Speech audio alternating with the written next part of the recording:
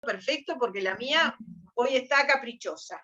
Así que debe ser por esto de retomar después de 10 días de vacaciones, que todos estamos así. Pasa como cuando dicen que cuando la gente viaja, primero llega uno y el alma llega después. Bueno, con las vacaciones pasa algo así. Primero arranca uno el curso y el alma viene después de los intervalos. Por más que las vacaciones no hayan sido de descanso total, igual uno se va de la rutina. Ok, ya mismo entonces al tema de la clase de hoy. Hoy vamos a hablar de la formación de la masa activa. Sí, ya estamos adentro del mecanismo, discutimos todos los temas de la declaración de concurso, los efectos de la declaración. La última clase se estuvo hablando específicamente del tema del síndico, y hoy vamos a hablar de la formación de la masa activa y luego unos temitas que habíamos dejado pendientes. Ignacio, mano levantada, adelante. Sí, profesora, ya como para comentar un poco el tema que vamos a dar, porque leí que la doctrina hace una distinción entre la masa de hecho y la masa de derecho en cuanto a la composición de la masa activa, ¿no? Ignacio, dígame con sus palabras, Sí. esto de formación de masa activa, ¿qué idea, qué consiste, qué función tiene? Porque ya que Y leyó, digo, usted supone, leyó esto, ¿qué se hace? ¿Para qué se hace esto? es la reunión de todos los bienes y derechos del concursado, eso entendí yo, pero no solo en el Y momento de la fecha de la declaración del concurso. a esa fecha. Claro, pero también pueden sufrir modificaciones, entendí yo. Es decir, que si surgen posteriormente algunos Bueno, bienes o derechos, entrarían dentro de... a ver, claro, a ver, el tema es así. La formación de la masa activa es, bueno, vamos a tener claro todo lo que se va a repartir a prorrata entre los acreedores. Entonces, por un lado está la formación de la masa activa y por otro lado, eso lo vamos a ver el viernes que viene, la formación de la masa pasiva. Es decir, vamos a tener claro quiénes son los acreedores y por cuánto le corresponde participar, ¿no?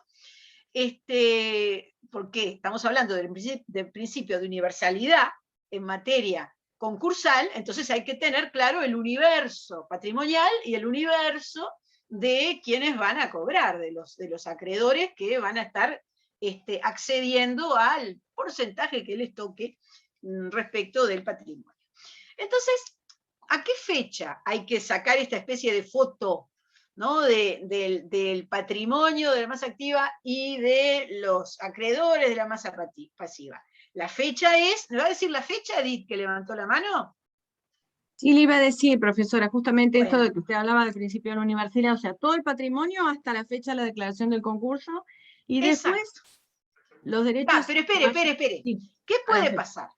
Que este relevamiento que va a hacer el síndico, que es el inventario, la toma de posesión, ¿no? Todas las acciones que vimos que hace a esa fecha, luego hay que depurar, luego hay que refinar si todos esos bienes que están son realmente titularidad del concursado, si hay o no de terceros, y si no hay algunos bienes que habían, lo que se suele decir, salido mal del patrimonio del deudor y por lo tanto hay que traerlo formalmente a la masa pasiva. La fecha es la misma, la fecha es la declaración de concurso. Lo que pasa es que lo que regula el derecho concursal al respecto es cómo se va a definir concretamente y de acuerdo a derecho cuáles son en realidad todos esos bienes y derechos integrantes de la masa pasiva a la fecha de declaración de concurso. Entonces, esperen que ya voy a comenzar con el PPT, Share Screen. Entonces, aquí, cuando hablamos de formación de la masa activa, tenemos una serie de puntos que son muy importantes para la regulación, y es lo que vamos a estudiar hoy respecto de lo que dice la ley. Estos puntos son, primero, cómo se compone, ya adelantamos, pero vamos a afinar. Luego, la conservación y administración que tiene que hacer el síndico. Mientras tanto, se va avanzando en los distintos pasos e instancias, eventualmente, de todo el proceso concursal, ¿no? Porque tiene que conservar y administrar lo que hay de la forma en que rinda lo más posible del punto de vista económico. Después están estos otros dos puntos, que es lo que veníamos hablando, el reintegro y la reducción. Son dos operaciones contrapuestas que implican traer a la masa lo que corresponde que esté y sacar de la masa los bienes cuya titularidad no corresponde al concursado y por X razones, diversas razones, había una posesión que determinó una primera vinculación.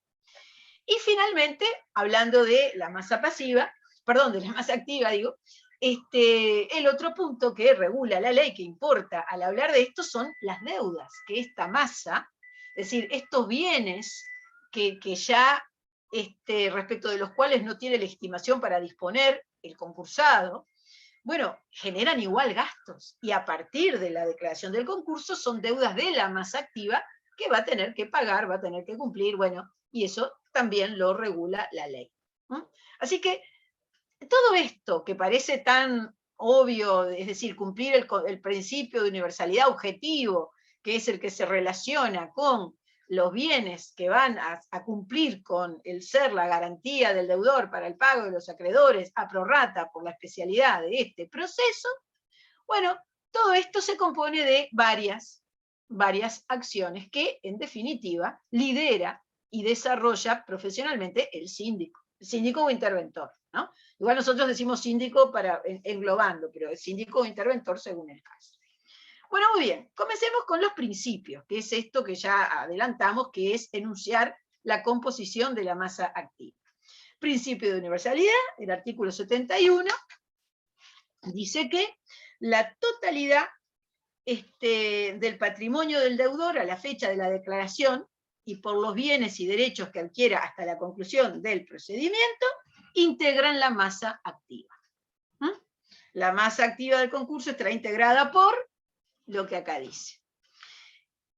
¿Qué sucede para el caso de bienes y derechos administrados por el cónyuge del deudor? Ustedes creo que no vieron todavía necesariamente sucesiones, capaz que algunos de ustedes ya lo han visto, no todos, pero en sucesiones está, sucesiones y derecho de familia, quise decir, perdón, yo porque antes se veía a la vez, ¿no? Derecho de familia y sucesiones. En derecho de familia hay un régimen específico que se estudia, que es el tema del régimen de la sociedad conyugal de bienes, que implica que hay una responsabilidad cuando los cónyuges administran aún bienes que son de la sociedad conyugal y que solo esos bienes responden por la deuda del cónyuge, estando vigente la sociedad conyugal de bienes. Entonces, todo esto, ese tema es relevante cuando se habla de los bienes del deudor, porque los deudores que están casados bajo el régimen conyugal de bienes tienen bienes respecto de los cuales tienen derechos, pero que no están aplicados a sus deudas personales por el régimen conyugal por el régimen de la sociedad conyugal de bienes. Bueno, ¿qué dice el legislador concursal respecto de esto? Establece una presunción que dice que componen el patrimonio del deudor los bienes y derechos propios, eso se sabe, y los gananciales cuya administración le corresponda por ley o por capitulación matrimonial, con excepción de los bienes y derechos que sean inembargables. Es decir, el principio y la presunción de principio del artículo 72 es que no hay modificación con el régimen conyugal de bienes. Y es que los bienes gananciales que administre van a ser aquellos que integren la masa activa. Que ya sea porque dice la ley o porque haya lo que capitulación matrimonial es un contrato, es un pacto que firman antes de casarse y que se registra dos personas cuando van a contraer matrimonio que establecen entre ellos un régimen patrimonial distinto al de la ley, ¿no? Entonces, claro, algo que le corresponde administrar puede haber sido establecido por una capitulación matrimonial. Por eso dice esto acá. Pero acá la idea para dar es que no se aparta del régimen general en principio. Luego vamos a ver el otro tema. Sí, Pérez. Y quedan fuera los bienes propios del otro cónyuge. o los bienes, Eso por supuesto. o los Eso por bienes supuesto. gananciales que administra el otro cónyuge. Exactamente. Aunque sea cotitular del punto de vista del origen ganancial, es decir, adquirido durante la vigencia del matrimonio, por decirlo así, de la sociedad conyugal de bienes, aunque sea ganancial, por no administrarlos, no van a ingresar a la masa activa. Y los bienes propios, por supuesto, obviamente quedan fuera, porque no tienen nada que ver con el deudor, ¿no? Los bienes propios del otro cónyuge, me refiero, ¿no? Bien. Bueno, esto había que explicarlo, bueno, un poco más porque no está en el tema. Por supuesto que esa presunción no rige si hay separación judicial de bienes. Ahí se sabe bien quién tiene quién, ¿no? Porque precisamente no está el principio de la sociedad conyugal, ¿no? De modo que de esta forma no funciona así. Aquí, esta presunción tiene unas precisiones que hacen que funcione de forma más transparente el tema, ¿no? Acá dice así: se presumirá en beneficio de la masa, salvo prueba en contrario, que los bienes y derechos adquiridos por el cónyuge del deudor dentro del año anterior a la declaración de concurso, esperen que dice mal, es así. Dice, respecto de los cuales no pueda justificar la procedencia del precio, constituyen una donación del deudor. A ver, ¿para qué está esta disposición? Bueno, porque aquí, que no suceda que para que vaya en detrimento de la masa, cuando se sabe que va a pedir el concurso, el deudor, el cónyuge del deudor que no está involucrado, haga compras gananciales y administre todo él, y no sea de un precio que surja de algo que él propiamente administre. ¿Comprenden, no? Esta precisión tiene la lógica de que no estén preparando una desviación de fondos. Voy a poner un ejemplo que me parece más fácil para entender esto. Imaginemos que tenemos, voy a poner el caso de algo que se dio, no en un escenario concursal, pero medio parecido hace años. Había un señor que tenía una pequeña industria, y esa pequeña industria era una industria pequeña, no era una multinacional ni una empresa grande, pero bueno, era una buena empresa. Y bueno, con lo producido por esa empresa, compraron una casa más grande, generaban dinero, bien.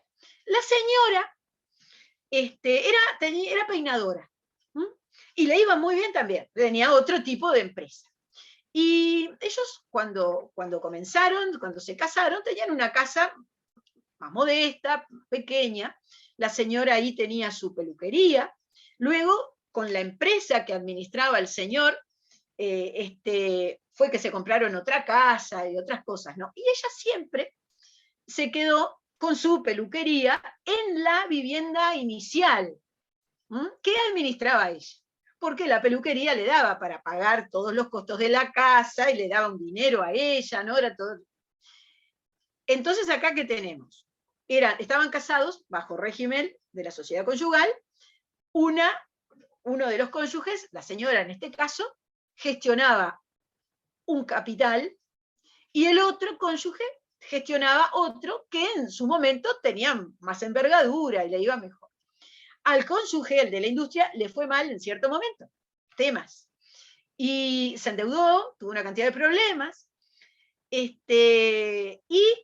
la señora y el señor, su marido, no perdieron vivienda ni nada, porque volvieron a vivir a la casa ganancial donde estaba, seguía ella trabajando con su negocio, porque siendo ganancial, igual como lo había administrado ella, estuvo blindado respecto de los acreedores y la deuda generada por el otro cónyuge. ¿Comprendido esto? Sí, profesor. Bien. ¿Cómo es el escenario concursal en este caso? Y esto que estoy leyendo de la presunción del artículo 72. Acá hay un volumen de los negocios de la señora y un volumen de los ingresos del negocio del señor.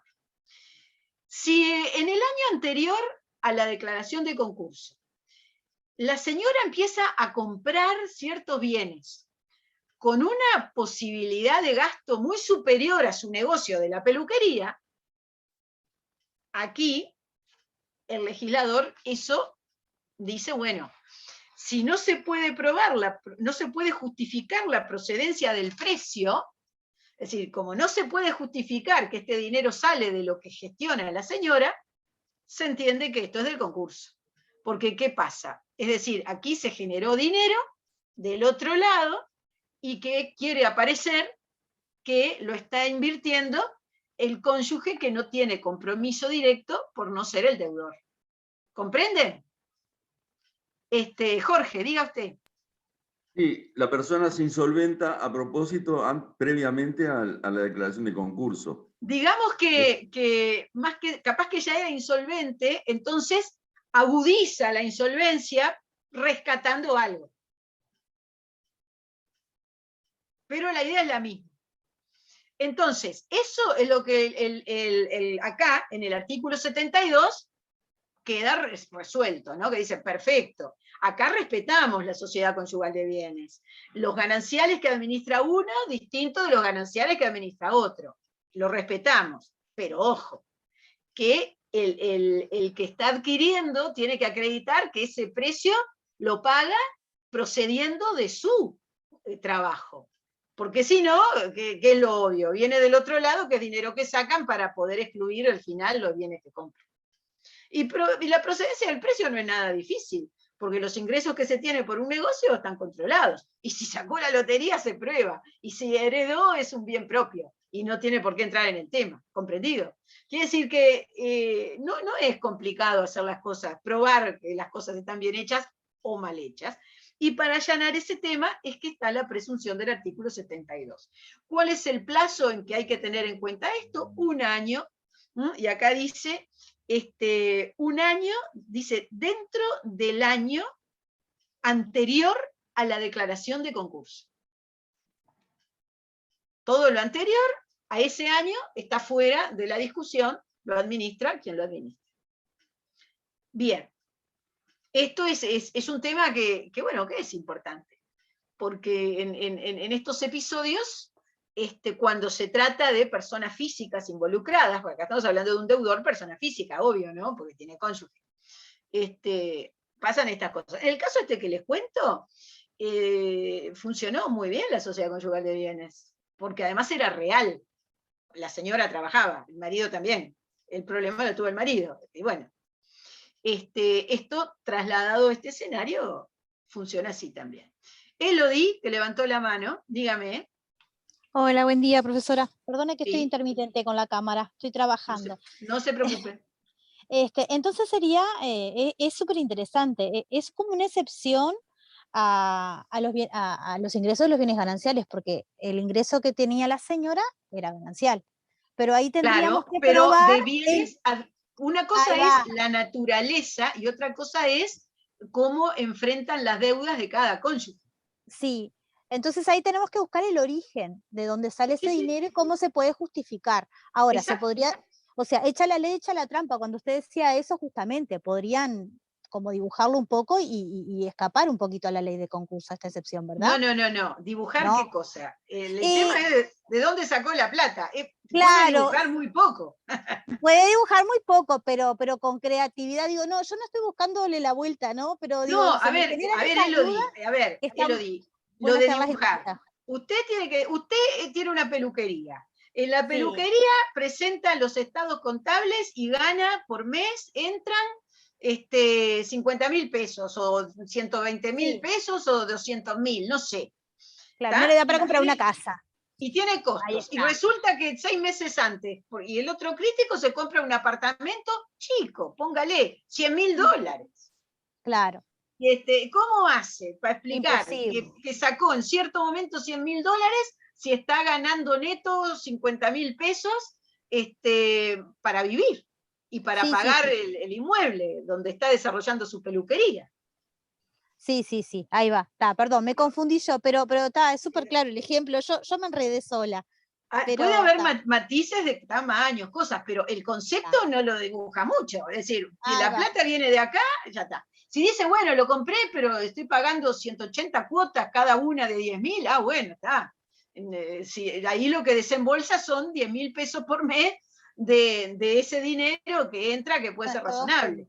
ahí va. Pero si lo pagó al contado de ella, es muy difícil. Tiene que decir, sí, es mi ahorro, bueno, muestre la cuenta del banco. Es decir, Sí, los hoy en estados día, contables ahí, ni que hablar. Vamos a los exacto, estados contables. Bárbaro, exacto. gracias. Disculpe que me enredé sola. No, está bien porque hay que ir mirando estas cosas y en la facultad Sí, uno tiene que hablarlo, los distintos temas como estos, ¿no? Para ir entendiendo. Así que no, me parece bien. Pero lo de dibujar no es tan fácil nunca. No es tan fácil nunca. Perfecto. Seguimos. Bueno, el otro tema, que ya lo habíamos comentado en cierta forma. ¿Elodie volvió a levantar la mano? Ah, no, la sacó. no, la quería bajar, profesora, No hay disculpe. problema.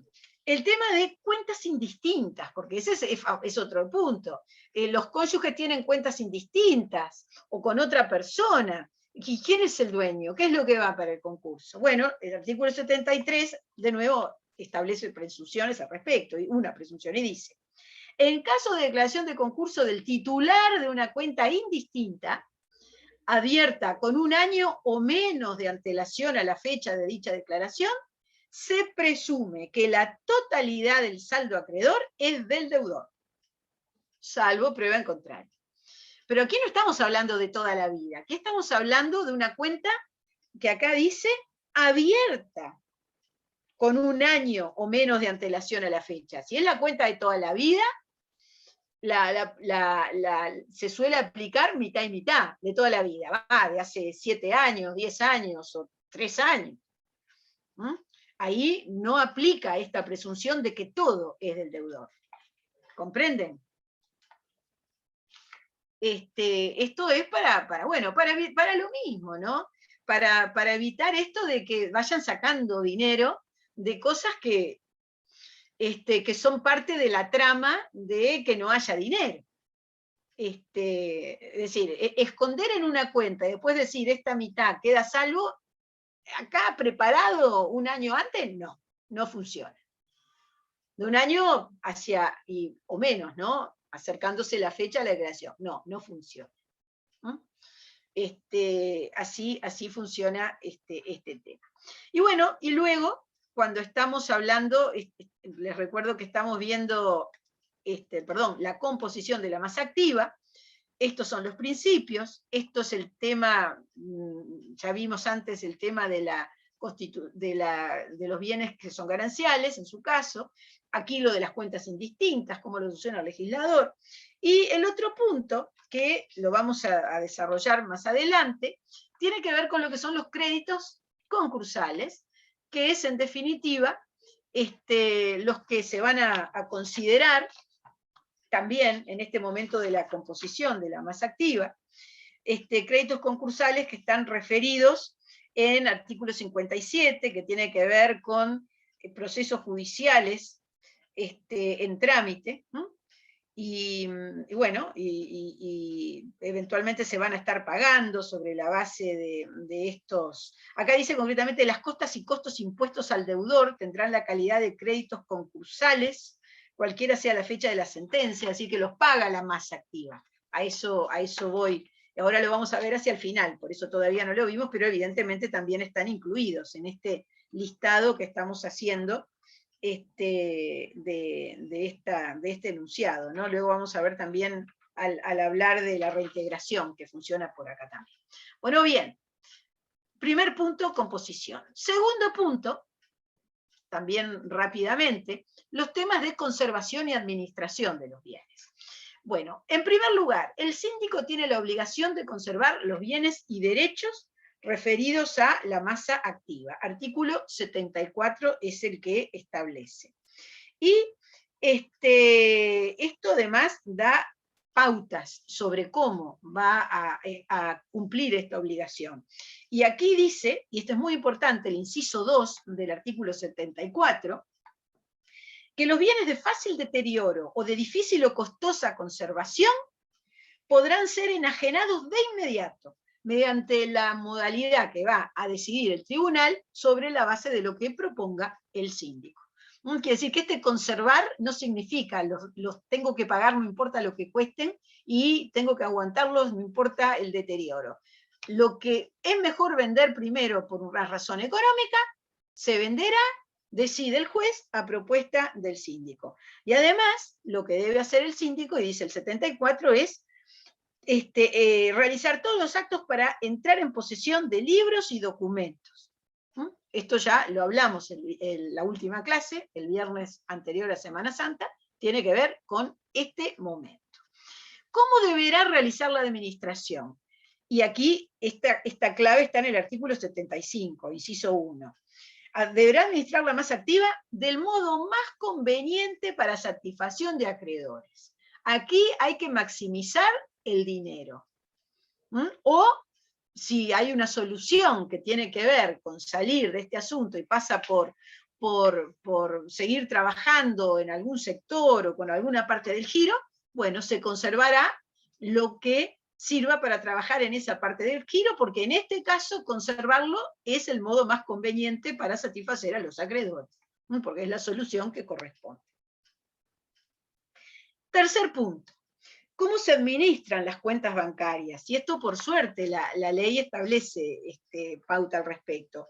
Dice que, en este caso también el síndico, en el ámbito de sus competencias, dice la ley, para que no haya duda, tendrá la facultad de administrar y obtener información sobre las cuentas bancarias del deudor, sin que rija al respecto para oponerse el famoso secreto bancario. Por eso decía, menos mal que acá lo dice, tiene que decirlo, porque si no, la entidad iba a decir, no, mire, usted no está entre las excepciones de la ley de intermediación financiera que tiene que ver con el secreto. No, acá está en el artículo 76. ¿Es el síndico? ¿El titular de la cuenta es el deudor? Me tiene que dar la información, y se la tiene que dar. Otro punto relacionado con esto de conservar y administrar, y vieron que todo está relacionado con el síndico. Bueno, tiene que ver con el artículo 77. El síndico del inventor, o el interventor va a ser el inventario de la masa activa, pero no solo el inventario, sino que lo tiene que hacer con valoración de los bienes y derechos, indicando las variaciones que hubiera experimentado entre la declaración del concurso y presentación del inventario. Como decía la doctora Buteri la clase pasada, evidentemente el síndico tiene que disponer de varios tipos de conocimiento. Entonces, cuando hay un inventario de bienes, tiene que manejar una idea de valores. Y si tiene dudas, tiene que contar con el aporte de un tasador. Un tasador general es un rematador en el Uruguay, que tiene esas facultades, ¿no? Es decir, si bien el registro es de rematadores, son los que tienen formación de tasadores también. Pero bueno, aquí no dice tiene que hacerlo por un tasador, dice, deberán recurrir al asesoramiento de expertos independientes para la valoración de los elementos, solicitando previamente la autorización del juez del concurso. Cuando hay antecedentes respecto de los costos de adquisición de los bienes, bueno, ahí ya tiene documentos, pero aquí uno de los brazos derechos de los síndicos en toda esta faceta son aquellos que pueden determinar valores de los bienes. Yo qué sé, imagínense, una industria que hace 2 años que está parada, que tiene cierta maquinaria, por más que uno pueda averiguar cuánto cuesta adquirirla, ¿cuánto puede costar sin uso 2 años? ¿Y de qué origen es? ¿Y cuántos años hace que está? Es decir, hay una cantidad, ¿y el mantenimiento es bueno? ¿Le falta algo? ¿Cómo puede saber bien el síndico si le falta algún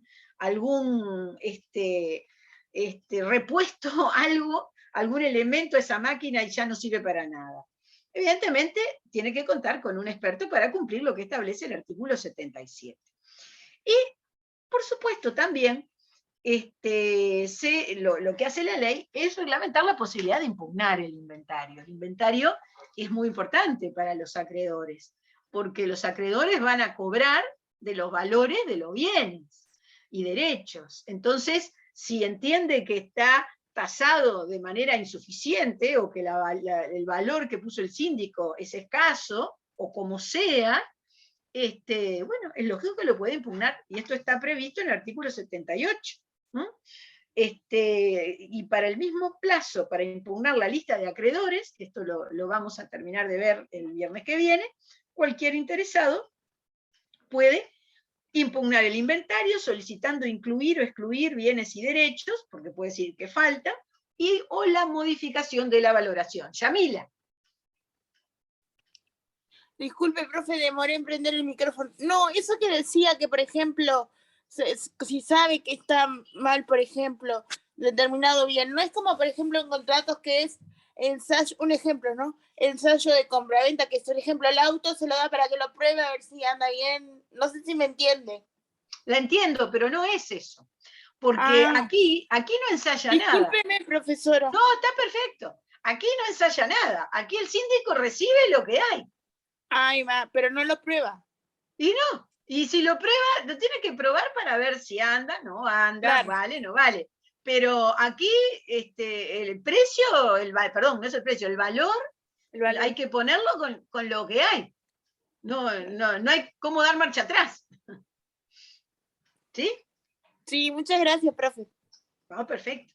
Bien, otro punto muy importante en esta faceta de conservación es un mecanismo muy interesante que está en el artículo 79, que se incorpora con esta ley, que se llama la rehabilitación del contrato. Rehabilitar el contrato significa que va a seguir adelante con ese contrato el síndico o interventor. ¿Por qué? Porque eso conviene para generar más dinero para satisfacción de los acreedores. Pero eso no sucede en caso de cualquier contrato, ni meramente porque se le ocurra al síndico o al interventor y ya está. Tiene que darse las condiciones del artículo 79. Entonces, primero que nada, inciso 1 del 79, hay una enunciación taxativa de los contratos que puede decidir el síndico, entonces, seguir adelante, que son estos: contratos de mutuo, pagaderos en cuotas, compraventas a crédito de bienes muebles o inmuebles, promesas de enajenación de inmuebles a plazos, arrendamientos y créditos de uso, es decir, leasing, que hubieran caducado por incumplimiento del deudor. Entonces, claro, ¿por qué? Porque estos son todos bienes que pueden ser muy importantes para que siga adelante la empresa. Y si ya cayeron, entonces ya no se puede hablar no solo de rescatar la unidad económica operativa, sino hasta los valores ya pagos. Y entonces pierde mucho más el acreedor. Entonces, por eso existe este concepto de la rehabilitación. Las condiciones son las que enumera a posteriori el 79, que es notificar al titular del crédito antes del plazo para solicitar el reconocimiento de créditos concursales, previa consignación de los pagos pendientes, obviamente. Dice, yo quiero seguir este contrato de compraventa de la máquina textil fundamental. ¿Qué había de deuda? 4 mensualidades, ni un pago de intereses. Bueno, como un cierto dinero en este caso había, y entró por el pago de algo, antes de que venza la presentación del acreedor ese, que estaba vendiendo la máquina, el telar el síndico va y le entrega. Le pago lo que queda, lo que estaba pendiente hasta hoy, porque nuestra intención es seguir adelante con esto. Y bueno, la recibe y sigue adelante, porque la ley le atribuye esta facultad al síndico. Obviamente esto lo puede realizar el síndico si no hubo sentencia judicial disponiendo la resolución de contrato, ¿no? Porque si esto ya se acabó y ya se resolvió el contrato, no hay marcha atrás. Esto es mientras no la haya habido. Y además, el síndico o el interventor asumirá, dice el numeral 3, por el deudor la obligación de continuar realizando los pagos periódicos en los plazos de los sucesivos vencimientos, y en este caso van a ser créditos contra la masa. Es decir, los siguientes pagos de ese contrato, en este ejemplo que yo puse de compraventa de un telar, ya no va a ser un acreedor más quirografario, sino que va a estar en un nivel más directo, de cobrar primero. Eso lo vamos a ver dentro de unas clases, cómo es que van cobrando los acreedores. ¿Por qué? Y bueno, porque el hecho de rehabilitar el contrato es como un nivel superior, en el sentido de que es una necesidad para ver qué solución mejor para los acreedores puede haber. Entonces, por eso le cambia también de acreedor del concurso a es decir, de los integrados en el concurso y que cobran a prorrata nada más, pasa a ser un acreedor de la masa activa que cobra antes que el quirografario. Todo esto en este escenario de rehabilitación de contratos que se da, vuelvo a redondear, cuando hablamos de conservación y administración de los bienes. Yamila.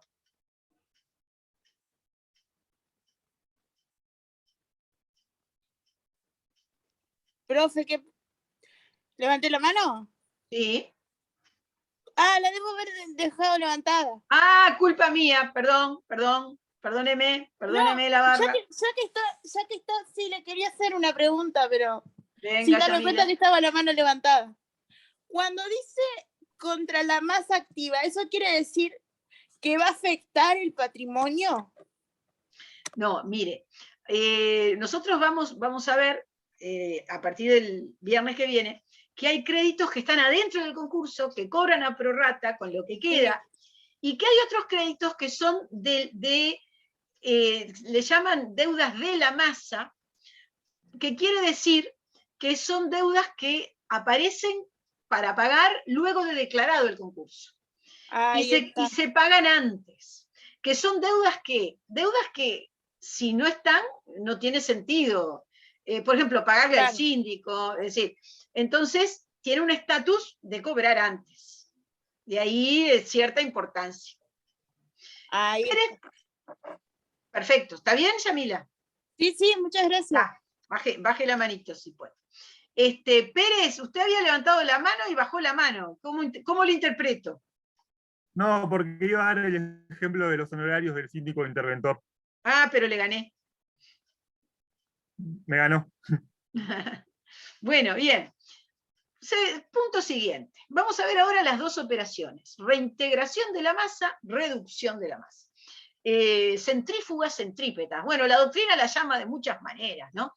Es muy fácil. Una significa que vengan, que vuelvan, que son bienes que habían salido mal, revocar algo que hizo el deudor, que fue declarado en concurso y que sacó bienes. Las otras son lo opuesto. Vamos a empezar por las de reintegración, que implican el ejercicio de la acción revocatoria, artículos 80 y siguientes. El artículo 80 establece los supuestos para el ejercicio de la acción revocatoria, los básicos, y dice que en el caso de que a la fecha de declaración del concurso el pasivo fuera superior al activo, acá está el presupuesto, a la fecha de declaración del concurso el pasivo fuera superior al activo, al activo susceptible de ejecución forzada, obviamente, ¿no? al que sirve para cobrar, el síndico va a ejercer las acciones revocatorias que correspondan para reintegrar a la masa activa ciertos bienes y ciertos derechos, si se puede, según lo que establecen estos siguientes artículos, que vamos a ver una lista de actos que funcionan en cada caso. Pero aquí el tema es cuando el pasivo fuera superior al activo susceptible de ejecución forzada. Es el presupuesto base para actos de reintegro de la masa activa, es decir, revocar actos que llevó adelante el deudor. Obviamente hay que ver si estos actos los llevó adelante, porque si no hay ninguno de estos actos no va a poder ejercer ninguna acción revocatoria, ¿no? Pero vamos a ver en qué consisten estos actos. En primer lugar, vamos a ver los actos del artículo 81. Ustedes los van a leer con tranquilidad cada uno, yo voy a leerlos de manera explicativa. El artículo 81 habla de actos que son revocables de pleno derecho.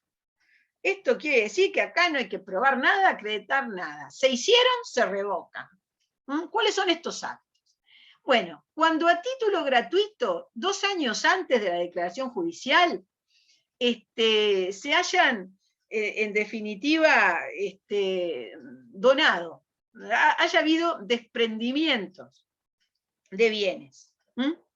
Son estos actos realizados, salvo regalos, liberalidades de costumbre, donaciones de tipo remuneratorio para el personal, ¿no? Es decir, salvo cuando no estemos hablando de, yo qué sé, a ver, no es lo mismo regalar una camioneta que regalar un buen libro, ¿no?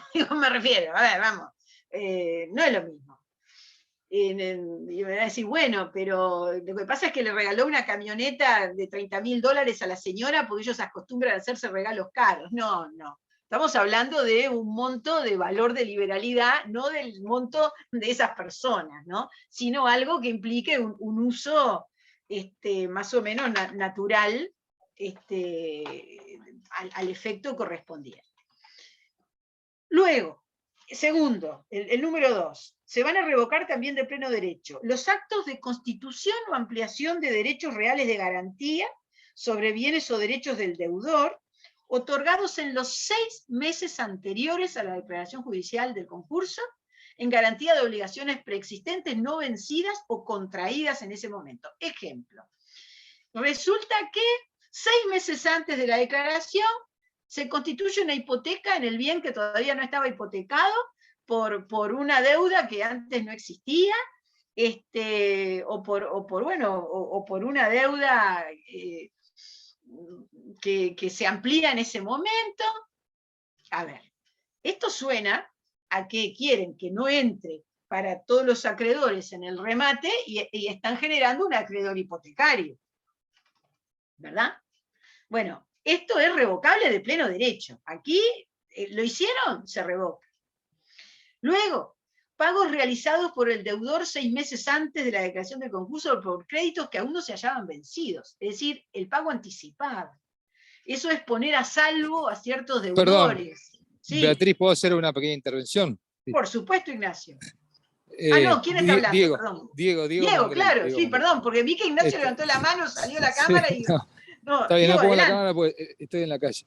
No hay problema. No, lo que quería hacer, que como ustedes ven el presupuesto para que el síndico pueda ejercitar este tipo de acciones, es justamente el mismo presupuesto que se da cuando nosotros vimos la clase de suspensión de la legitimación para disponer de la masa activa. O sea, siempre que se pueda realizar este tipo de acciones de reintegración, va a haber un sistema de suspensión de legitimación por parte del deudor, ¿sí? Es otra, entre comillas, penalización que el legislador le impone al concursado cuando se solicitó su concurso, le solicitaron el concurso, ya no habiendo suficiente activo como para pagar el pasivo.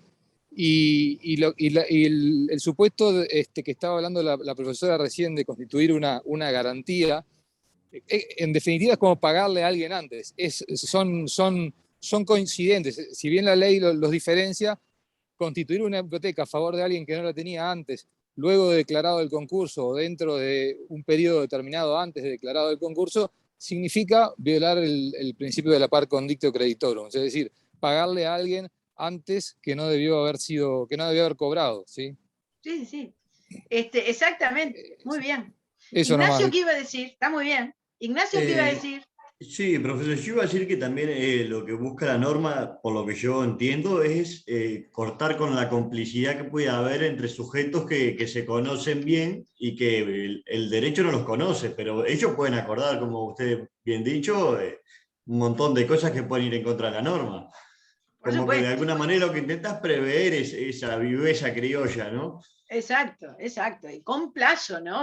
Porque tampoco puedes ser siempre, pero bueno, eso además es, reitero, revocable de pleno derecho. Acá no hay que probar nada, es el tiempo. ¿Lo hizo? Chau, no, se revoca. El cuarto punto, actos de aceptación por el deudor de cualquier clase de requerimiento resolutorio de contratos. Es decir, para no tener más deuda, resolvemos el contrato ahora, y se acabó. Bueno, lo hace 6 meses antes, se ve también como un favor. Eso también es un favor. Y eso también desequilibra, ¿eh? Como explicaba recién el doctor Mongrel. Bien, estos son los del artículo 81. ¿Cuáles son los del artículo 82? Hay ciertos actos fraudulentos, que son revocables, actos que son realizados en fraude de los acreedores o con conocimiento de la insolvencia. Artículo 82. Estos actos, que aquí hay que probar el fraude y hay que explicar el fraude, son revocables, es decir, pueden ser revocados si se realizaron 2 años antes de la declaración del concurso. Y a estos efectos hay algo interesante, que es una presunción que establece sobre qué significa conocer la insolvencia. Y dice, se presume el conocimiento del estado de insolvencia en el caso de personas especialmente relacionadas con el deudor. Vamos a ver que hay una calificación de quiénes son personas especialmente relacionadas. ¿Y esto qué implica? Bueno, familiares, vinculaciones directas desde el punto de vista laboral con el tema de la empresa. ¿Y esto por qué? Y bueno, que se supone no solo que esta gente es gente que no puede no saber de la situación, sino gente que además se presta para realizar actos en el entendido que protege a su persona relacionada, que en definitiva son fraudulentos porque están perjudicando antes que a los acreedores, a los valores de la economía, que implican que cuando hay una interrupción en la cadena de pagos, la forma de satisfacción es que todos los bienes paguen a todos los acreedores. Es decir, aquí no se habla solamente de perjudicar a los acreedores en el sentido individual. En todo lo que hablamos del derecho concursal, estamos hablando del acreedor como parte de una cadena de pagos, como parte de un sistema. De ahí la gravedad del tema y las sanciones y lo que puede ser estricto de lo que están elaborando, ¿verdad? Por ahí viene parte del asunto. Bueno, obviamente no se verán afectados terceros de buena fe en todo lo que sean revocaciones, eso es un principio general, ¿no? En caso de que evidentemente sean terceros de buena fe. El otro principio, que es importante también en la materia, y eso también se establece en el articulado, en el artículo 83 en este caso, es que las operaciones del giro ordinario del deudor no van a ser revocadas. Es decir, en ningún caso serán objeto de revocación las operaciones ordinarias del giro. Es decir, si el señor vende electrodomésticos, no estamos hablando de la venta de electrodomésticos y de todo. No, estamos hablando de las operaciones que salen de lo que es lo que hace la empresa económicamente, ¿no? No tendría sentido poner en jaque el giro, porque ahí primero se supone que es mucha gente, y segundo, eso es lo que hace funcionar la máquina de generar recursos de la empresa, ¿no? De modo que, pero bueno, es importante también que eso se establezca. Y el artículo 84, que también es muy importante en esta parte general que estamos hablando de las acciones revocatorias, es el de la prescripción. Las acciones revocatorias prescriben a los 2 años de la declaración del concurso. Quiere decir que el síndico, para revocar lo que sea, lo que no sea revocable de pleno derecho, lo que sea, tiene 2 años para diligenciarlo. No se hizo en 2 años, ya no hay tiempo. Es decir, ya no hay reclamo al respecto. Bueno, muy bien. ¿Qué pueden hacer los acreedores en este caso? ¿Cuál es la dimensión de la legitimación activa de los acreedores en este escenario? Bueno, dice así el artículo 85. Si el síndico no promoviera una acción revocatoria antes de la fecha fijada para la Junta de Acreedores, que es el momento en el cual se van a tomar las decisiones sobre quiénes son acreedores, y que obviamente es bastante antes de los 2 años.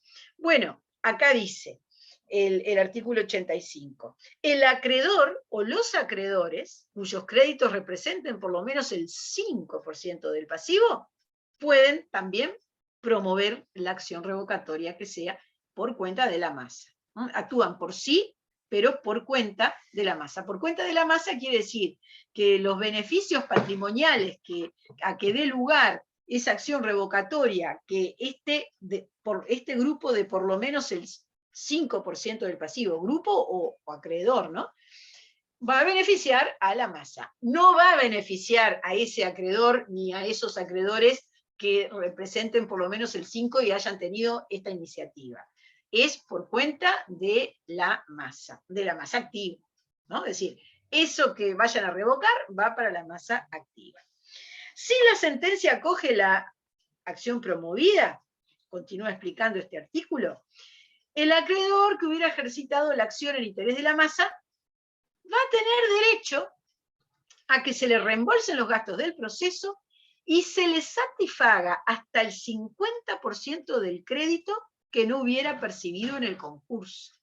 Es decir, a ver, esto lo hace para la masa activa, pero el legislador dice, a ver, ¿qué lógica tiene que alguien se tome todas estas molestias y haga estos gastos si luego no va a recuperar los gastos y al final no le va a mejorar nada su situación personal? Nadie lo va a hacer.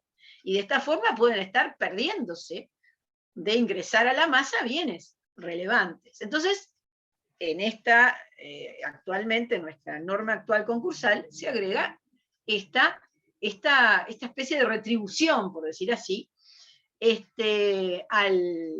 al acreedor o los acreedores que decidan llevar adelante ellos una acción revocatoria porque el síndico no la ha realizado, y no solo le van a reembolsar los gastos, sino que además va a ser así.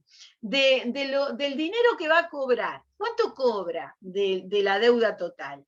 Cobra un 5%, porque se cobra muy poquito.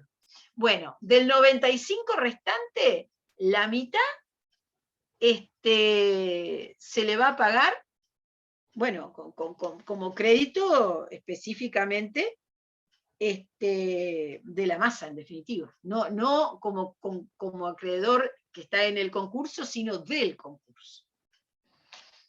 Esto es un estímulo brutal para un acreedor, ¿no? Porque significa que va a cobrar mucho más que lo que puede estar cobrando como acreedor solamente en el concurso. Bien. Otro punto, que vimos la legitimación activa, la legitimación pasiva. ¿Contra quién se realiza la acción revocatoria? Bueno, es lógico.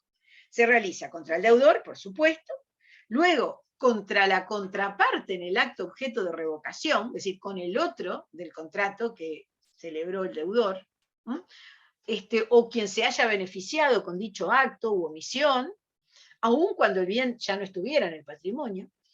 También es contra la persona que adquirió a título gratuito o a título universal el bien o el derecho de que se trate, según el caso, ¿no? O podrá ser también, literal de, contra las demás personas que actuando de mala fe, esto es mala fe, hubieran adquirido cualquier título, el bien o el derecho de quien hubiera sido parte en el objeto de revocación. Es decir, esto no queda lavada la ilicitud con una reventa en el mercado. Imaginemos que hay una venta de un inmueble dentro del año, ¿no? Y después el que lo compró, a su vez, lo vuelve a vender. Bueno, si aquí hay mala fe, se revoca también. Y ustedes dirán, bueno, pero ¿cómo puede saber el que compra? Bueno, depende. Yo qué sé, el comprar inmuebles sin ninguna noticia en la prensa o cosas así, no es común. Eso ya es una mala señal. Bueno, hay que probarlo, hay que ver las circunstancias en particular. Tengo un problema, no veo lo que ponen en el chat, porque estoy explicando con el esquema. Digo porque veo que hay 17 novedades, mensajes, y no sé si son todas de... Ahora tengo que dar este otro concepto, el contenido de la sentencia, y voy un poco al chat a ver qué hay, antes de volver para hablar de las acciones de reducción. Profesora. Sí, Federico. No, son todos nombres con cédula. Ah, bueno, le agradezco, porque así sigo de largo, muy amable. Muy bien. Bueno, esta sentencia, en definitiva, bueno, a ver, vamos a ver esto.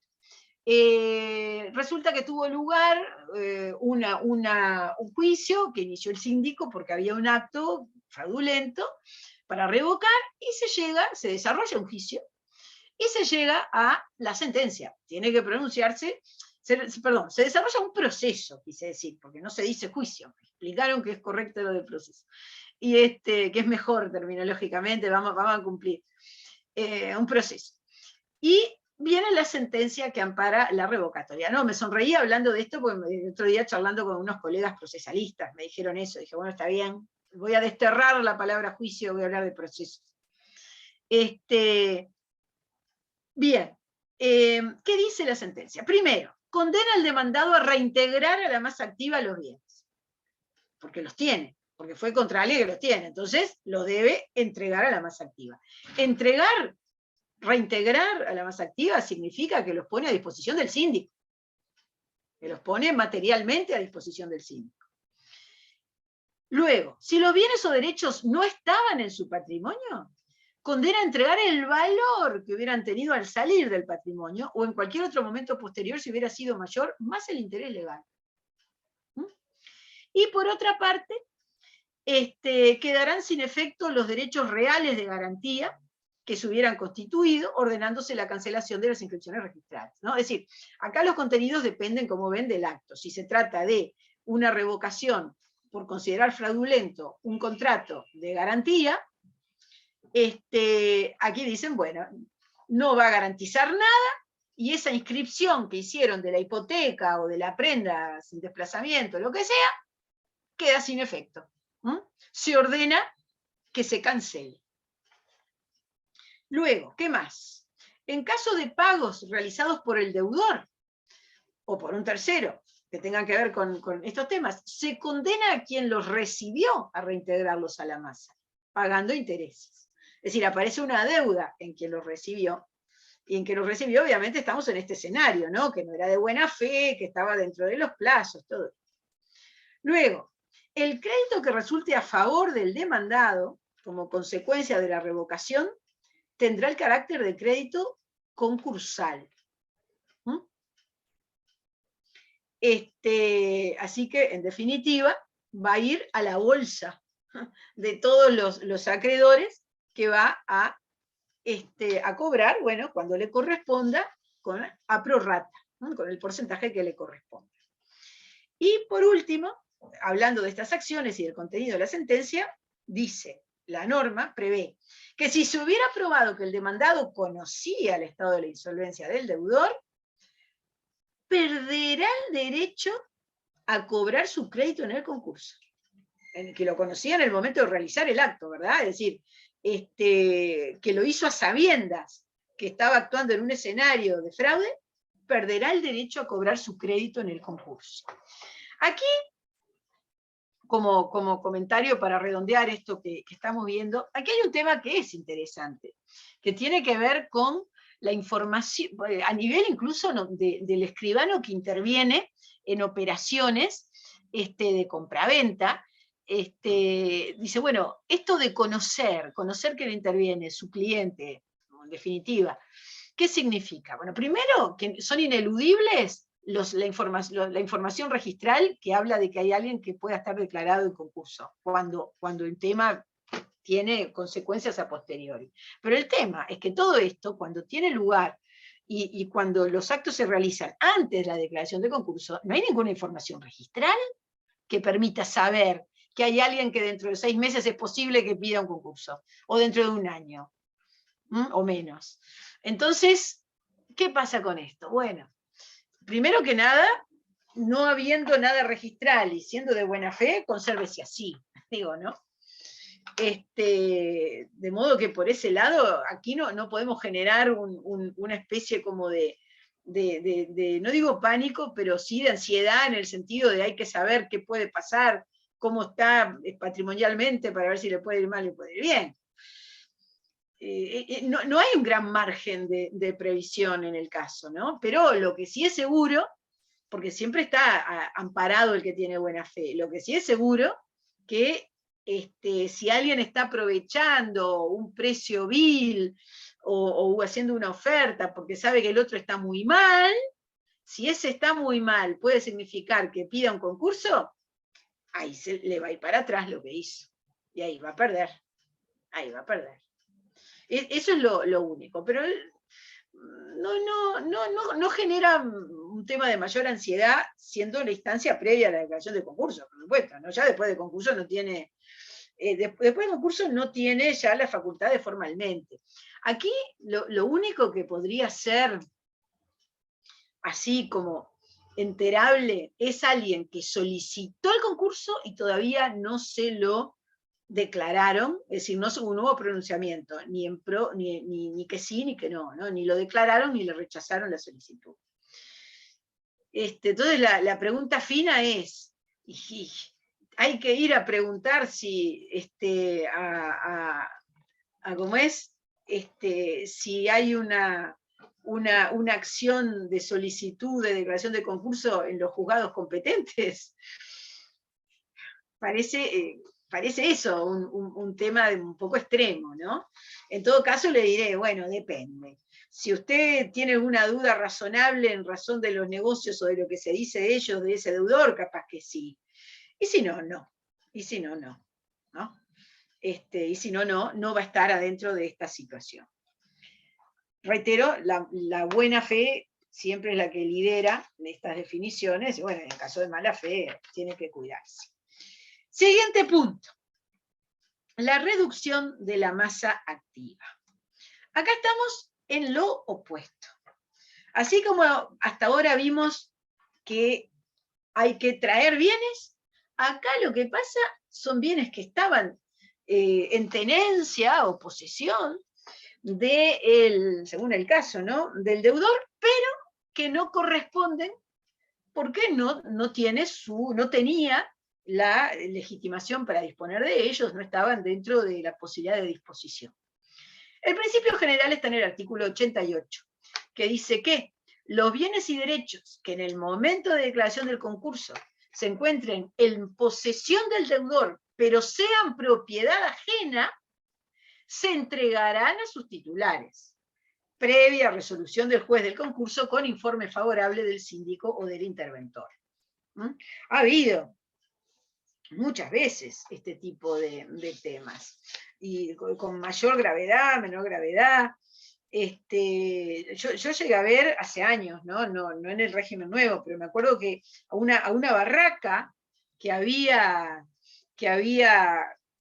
le habían declarado la quiebra, le habían rematado un camión que no era de la barraca. Lo remataron sin título. Es decir, una cosa rarísima, todo raro ahí.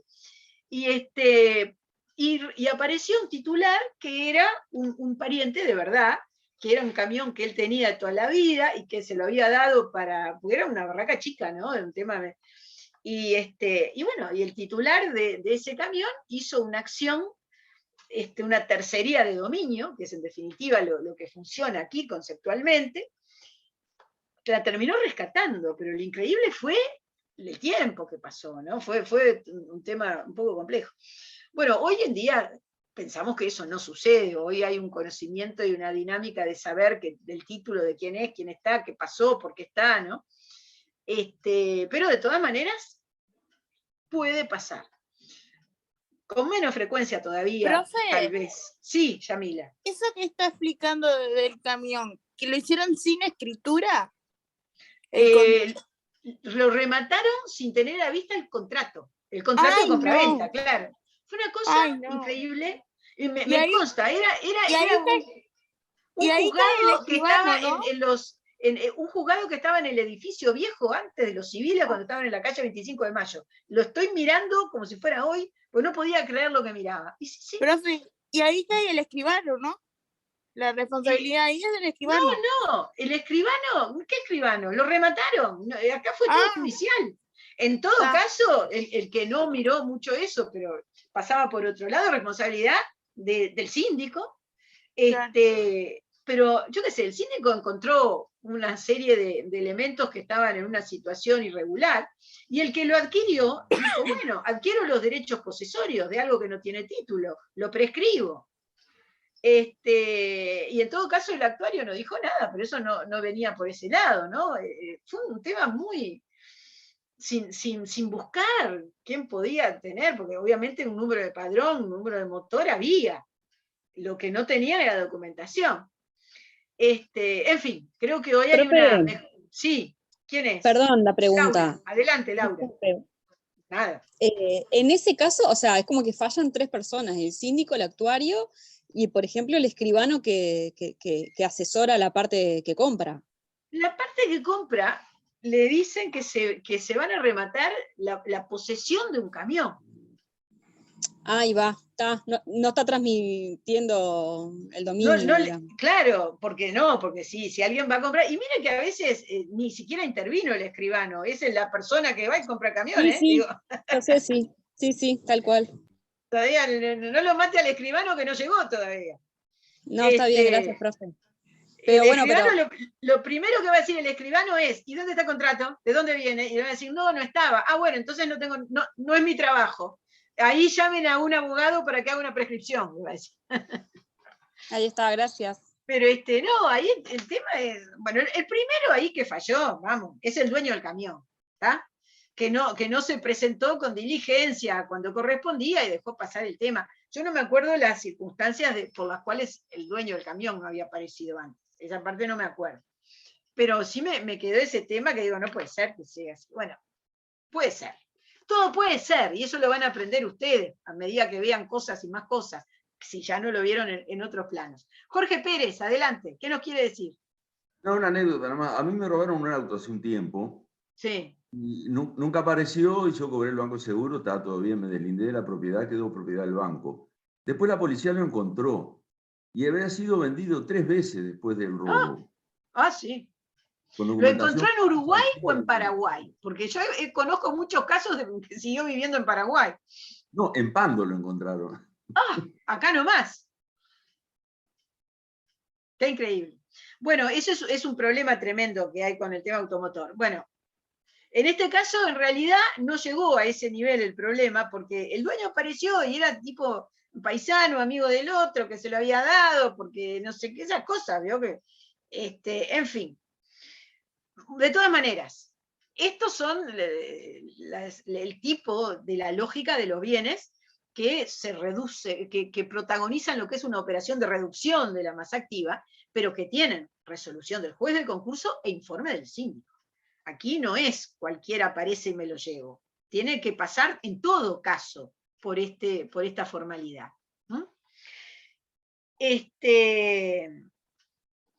Hay bienes que la ley entiende que no son susceptibles de separación, lo dice el artículo 89, que no serán susceptibles de separación los bienes y derechos de propiedad ajena sobre los que el deudor tenga derecho de uso o de garantía.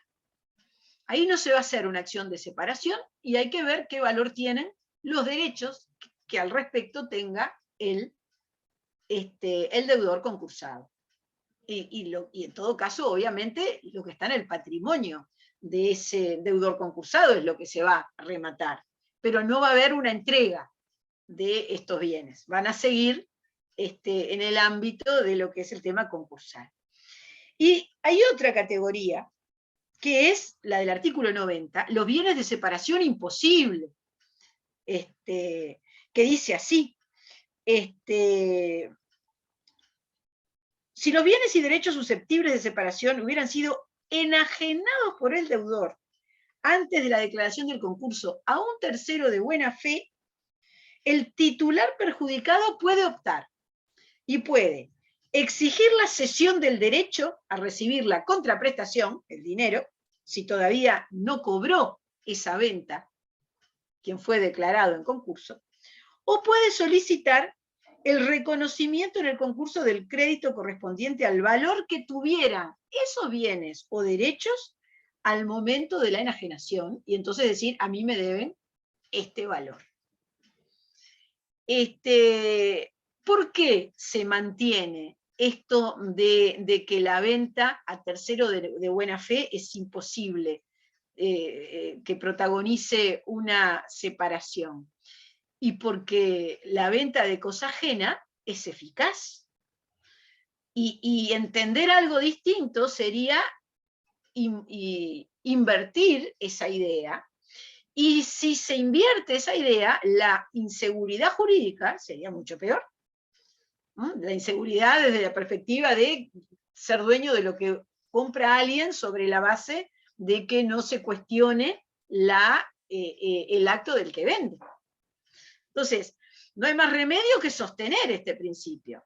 Pero lo que sí se ocupa, y ya le doy la palabra a Ignacio, lo que sí se ocupa el legislador concursal de sostener es que, bueno, que ahí el que se ve perjudicado por esta acción va a tener una respuesta patrimonial lo más real posible respecto del valor. ¿Qué iba a decir, Ignacio? Iba a decir justamente eso, profesora, que el Código Civil lo que establece es que la venta de cosas ajenas válida sin perjuicio de los derechos del titular, ¿no? Es Claro. decir, que ahí sí va a haber que tener en cuenta que no se le puede oponer ese negocio jurídico a quien es titular de un derecho, porque él no participó. Siendo de buena fe, el que compró, ¿no? De la venta ulterior. Y bueno, no es lo más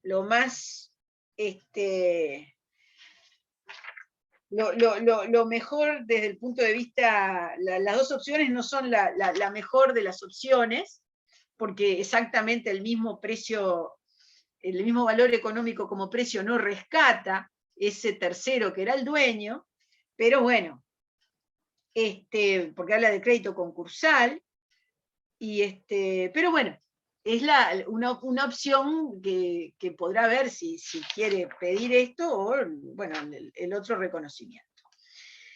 Y finalmente, el otro punto, para redondear todos estos temas de formación de la masa activa, el otro punto es esto de las deudas de la masa activa, que es lo que me había anticipado ya la pregunta, creo que Yamila, hace un ratito. ¿Qué es esto de las deudas de la masa activa? Capítulo 5, Profe. artículos 91 y 92. Sí, ¿quién dijo profe? ¿Puede volver a la ¿Profesor? PPT Juan, anterior sí. un minuto? ¿A la PPT anterior un minuto? ¿Cómo no? Es el artículo 89 y el 90.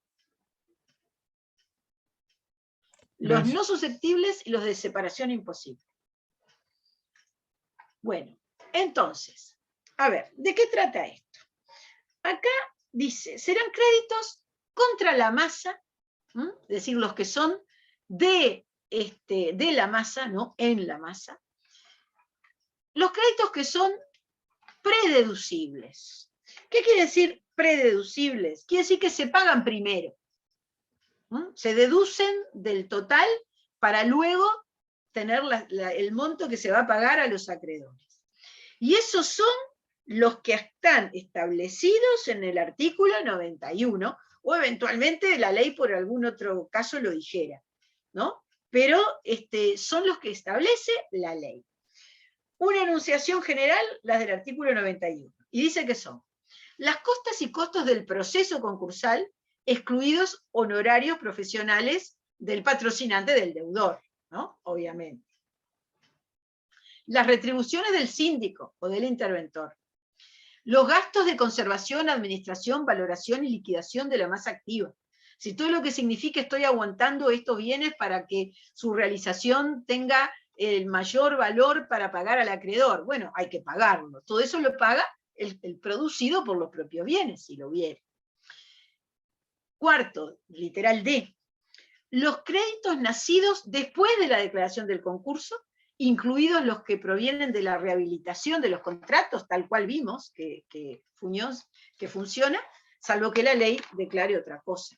Es decir, todas las soluciones que va definiendo el síndico, ya sea que él directo tome la decisión o sea un informe para que el juez lo defina y que implique en un pago, todo lo que implique mantener y el proceso, todos esos son deudas de la masa activa que se pagan antes que los acreedores.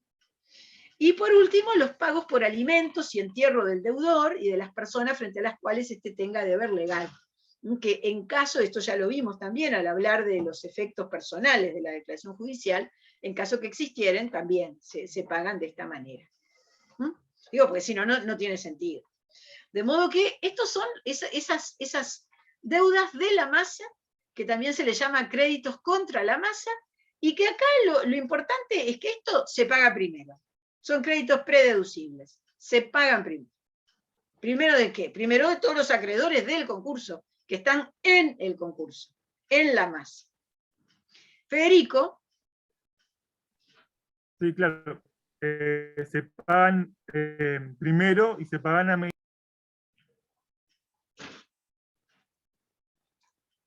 No escuché lo que dije. Se pagan primero, exactamente. Y por el valor. Eso eso quiso decir. No, dije que se pagan a medida que van venciendo. A medida que van venciendo, también. Está muy bien lo que dice. Lo que pasa es que justo se había ido la voz. Exacto. Es decir, se pagan fuera del concurso, en cuanto a que no tiene ninguna incidencia de modificación de su estructura como crédito. Se pagan normalmente. ¿Y cuál es la idea? Ya lo dijimos, es que si no es así, no funciona el concurso, porque después que alguien declare el concurso, nadie querría ni prestarle un servicio, ni acercarse, ni nada. Es decir, es la única forma de que esto pueda funcionar. Bueno, finalmente, el cómo se pagan las deudas de la masa, aquí resumido lo que recién decía. A medida que venzan, se puede entender que son extraconcursales en cuanto a que no están sometidos a ninguno de los avatares del mundo concursal, y con cargo a bienes de la masa no grabados. Esto surge del artículo 92 de la ley, que dice: los créditos contra la masa se pagarán a medida que venzan fuera del procedimiento de concurso, su pago se realizará con cargo a los bienes de la masa que no estén grabados con prenda o hipoteca, ¿no? Cuando decimos no grabados, me refiero con prenda o hipoteca. Bueno, esta es la presentación y explicación de conceptos de este tema. La Rosa me pregunta si estoy grabando la clase. Sí, acá veo recording. Sí. La empecé a grabar cuando me hizo acordar Yamila hoy. Así que, por suerte. Sí. Bien, preguntas y comentarios. Como ven, a ver, es bastante razonable esto. Ustedes léanlo, analicen, entiendan lo que son las expresiones nuevas, pero acá no hay mayor misterio. Aquí hay que tratar de que, como dice eso, ¿no?, que sean todos los que están y que estén todos los que son, ¿no? En definitiva. ¿Por qué? Bueno, porque es una garantía para que lo que sea puedan cobrar los acreedores, que ahora vamos a ver la formación de la masa pasiva el viernes que viene, que es otro tema también muy interesante, ¿no? Esta actividad de la masa activa, de la formación y todo, obviamente desafía la calidad, las capacidades del síndico o interventor. Es esto de qué es lo mejor, cuál es la mejor solución para esto, cuál es el valor, tengo que mantener uno o el otro, me cuesta esto, ¿qué puedo hacer? Y le preguntan cosas, y los acreedores van a decir, tiene que vender todo esto porque cuesta mucho más mantener las heladeras con esta mercadería. Y él dice, bueno, no, pero esperen, que esta mercadería se vende en Semana Santa. Entonces vamos a esperar y paguemos algo que lo vamos a poder descontar del precio para la zafra, digo, por ejemplo, ¿no? Entonces, ahí, acá, en este punto, y muchas veces, obviamente, hay que solicitar servicios de experto, y cuando es una dimensión de un problema muy grande, la decisión, la iniciativa del síndico a veces tiene que nutrirse necesariamente con conocimientos que tiene un experto, ¿no? Todo depende. Pero bueno, y después esto, los bienes que hay que traer y los bienes que alguien pide llevarse. Y en el medio el síndico, buscando, verificando, en un ambiente que no es el mejor usualmente, o necesariamente, porque, a ver, cuando el deudor o los funcionarios gerenciales de la deudora son colaborativos, bueno, el síndico o el interventor tienen el acceso a información, a lo que pueden ser antecedentes, pero muchas veces cuando la situación es así de insolvencia, ya hay un abandono, ya hay hasta resentimiento. Entonces, no vamos a ver un lugar sencillo para que vaya el síndico y le den todo, le digan, ¿qué quieres? Y, ay, además acá está esto otro, ¿cómo no? ¿Me entienden?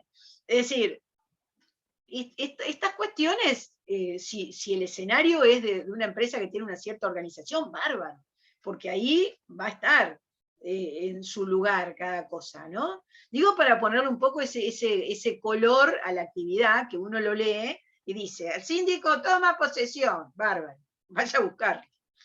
El síndico sabe la propiedad de quién es todo lo que hay. Bueno, tiene que investigarlo, ¿no? Es decir, detrás en el brazo que ejecuta lo que dice la ley, hay una actividad de toma de decisiones, muchas veces complicadas, que tienen que ver con las responsabilidades de todos. Bueno, bien, reitero, preguntas, comentarios. ¿Quién levanta la mano? Edith. Sí, dígame, Edith. Sí, profesora. Dos cositas. Primero, comentarios. Es súper interesante porque viene todo en consonancia a los principios que usted explicaba al principio. O sea, bueno, eso es porque la ley que tenemos es una ley bien armada, moderna, que tiene un desarrollo de técnica legislativa moderna. Y yo les decía eso cuando arrancamos. Van a ver que se entiende. Segundo. La segunda pregunta, yo me quedé un poquito pensando en el artículo 90. Si hubiera una venta de cosa ajena, ¿no? Suponiendo un inmueble, venta de cosa ajena, todo va. Bueno, mire, el inmueble no es tan fácil, porque el tema de los inmuebles tiene la parte de titulación muy organizada. Sí. Le diré que en materia de inmueble, venta de cosa ajena, no lo maneje. Porque además hay otro elemento que hace que el caso ese sea entre remoto e imposible. Que cuando hay un escenario de complejidad de pagos, el inmueble lo hipotecaron para tener fondos hace rato. Entonces, el inmueble va a estar por el lado de la hipoteca, no va a entrar en esto. Porque yo pensaba en el saneamiento por evicción. Claro, está bien lo que usted piensa, pero lo que digo es que ahí eso es muy súper teórico, porque justamente los inmuebles o tienen todo muy claro, o ya se hipotecaron y están corriendo el mismo tema de insolvencia, pero por otra cancha, por la cancha del tema del acreedor hipotecario. Y si en la hipotética situación que se diera, ¿no? ¿Sería el juez concursal el fuero de atracción para un saneamiento por evicción? Ah, perfecto. Muchísimas gracias. Sin duda, porque todo lo que tiene que ver con los bienes y todo lo que tiene que ver posiblemente con lo patrimonial es el fuero de atracción. Muchísimas gracias. Sí, sí. Muy bien. Laura, su pregunta o comentario, lo que quiera. Capaz que digo una tontería. En el caso que planteaba la compañera, ¿no es que además con la formación de la masa activa los bienes ajenos, digamos, vuelven a su dueño? Al propietario? Sí, sí, por supuesto. O sea, ahí es como que el síndico o interventor ordena todas las cosas y dice, bueno, esto es del deudor. Sí. Sí, sin duda. Gracias. Sí. Muy bien, estaba bien. Bueno, entonces por hoy vamos redondeando, ya terminamos. Si no hay más preguntas, yo no tengo más que agregar. Profe, yo quiero decirle algo, capaz que somos muchos los que le queremos plantear esto. A ver. No, el tema del parcial. Sí. Sé que dijo algo al principio. Es el 27, ¿verdad? Yo tengo marcado el 27. No, ¿el 27 es? Ah, no. Es el viernes. ¿Cuándo es viernes? 29. El 29. No dije nada. 29. Está. Quedamos entonces a la espera de que Bedelías el día antes nos diga... ¿Qué? Nos diga la fecha, la hora. Ah, sí, por supuesto. Por supuesto. Está. Porque no vamos a hacer toda una cosa que es peor si no hay problema. Usted me dice Bien. porque tienen otra materia y hay que ver el tema de la hora. Claro, Vamos porque a en esperar. realidad, como no, o sea, como tenemos el parcial final de la materia, puede ser que lo tengamos en una hora que no es la hora de la materia, lo cual es medio ridículo. Sí. Sí, Pero no, es un tema locativo y son las secuelas de la pandemia que por suerte salimos. De modo que hay menos problemas porque ya no hay problema de aforo en los salones, ¿no? Pero bueno, claro. está. Esto, Bien. paciencia, que es la última vez, única y última vez. Pienso. Gracias. No, sí. Adelante. Yamila, adelante con otra pregunta. La del Profe, estribo, no, ¿eh? La del estribo, digo. No, disculpe mi ansiedad, pero le quería decir con todo respeto que no se olvide del mensaje. No, mire, lo apunté acá. Aquí puse en esto para ponerlo, tengo acá. Porque quiero saber qué es, por eso. No, pero era lo del tema del parcial final. Es eso, no se ponga ansiosa, es fácil esto, ¿no? Pero me dije, ya le mando. Espere que está Pedro Muchas también. Gracias. No se preocupe, yo ahora le mando mensaje, Yamila. Hasta el viernes. A ver, ¿hasta el viernes? Sí, Pedro Soto. justamente. Sí, ¿cómo está? Profesora, justo me resultó la duda a qué parcial se referían, si al segundo o al final. Lo de la compañera Laura. Nosotros tenemos el segundo. Lo que pasa es que hay otra materia de algunos de los compañeros que tienen el último. Pero yo me refiero, nosotros nos referimos todos al segundo nuestro, que es el 29 de abril, día de ñoquis, para los que tienen esa tradición. El día del parcial final, a mí por lo menos también me pasa que tengo... ¿Y este segundo es de forma virtual también o va a ser presencial? No, virtual. No estaría mal que fuera presencial. No estaría mal, pero está dispuesto que sea virtual. ¿Está bien? Lo aceptamos. Porque lo manda el reglamento. Lo aceptamos. 2 virtuales y después estaremos en el problema que están hoy los compañeros que nos comenta Laura, esperando la hora. La fecha, la hora y todo eso. ¿Está? Bien. Pero bueno. Gracias. Un empujoncito más de paciencia en este mundo raro y que nos tocó, y después volverá todo con otra normalidad. Con los problemas de la normalidad, pero la normalidad. Son más serios los problemas. Gracias. Son problemas igual. Profesora, ¿Sí? con todo respeto, porque usted lo dijo al principio, no se olvide de subirnos la clase, por favor. No es que me olvide. Disculpe que le reitere. No, está perfecto. No, tiene razón. Perfecto. Vamos, ya lo apunto también. Pero... escuchar. Sí, perfecto. Muchas gracias, muy amable. Bueno, adelante, prontos, entonces cerramos. Muchas gracias, el viernes. Que pasen muy bien. Chao, Beatriz, nos vemos. Pasen bien todos. Chao, nos vemos. Un gusto, Diego. Chao. Chao, hasta luego.